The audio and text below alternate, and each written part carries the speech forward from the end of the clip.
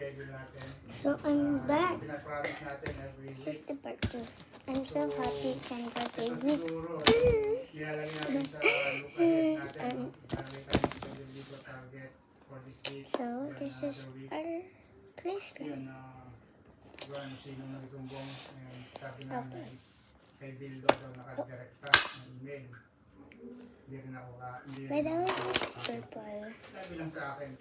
So, It's ayun. soft. Ano ba bang mga ano natin dito? Magagawa natin dito?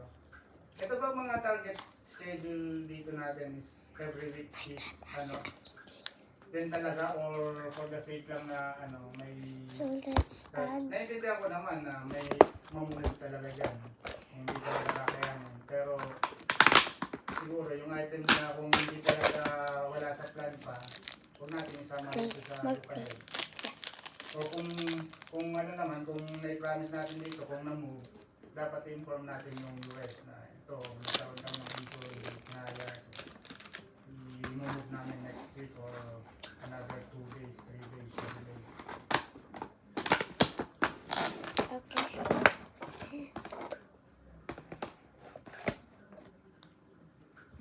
Let's add. Wait, I kinda Lahat wanna ng- play it first. Lahat ng na-promise mo, Okay, let's put this aside. I think this will get wet if I put it there because I'm gonna add alcohol. so isa rin So yung sa let's- natanong ni Neil na Mix. ano ba yung may mga PM ba na ganito na nag-change ng plan. Let's add the alcohol.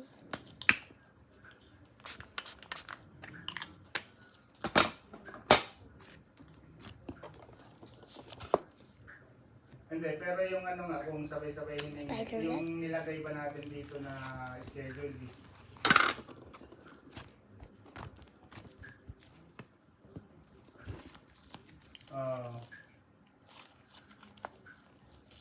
understood naman yun, pero na-communicate ba natin sa US na ito, move namin. Ayun, okay naman yung ganun, may communication naman tayo. So, ang ano lang siguro dito, yung nakalagay dito sa data, tapos walang ano sa information sa kanila na move, every week na move.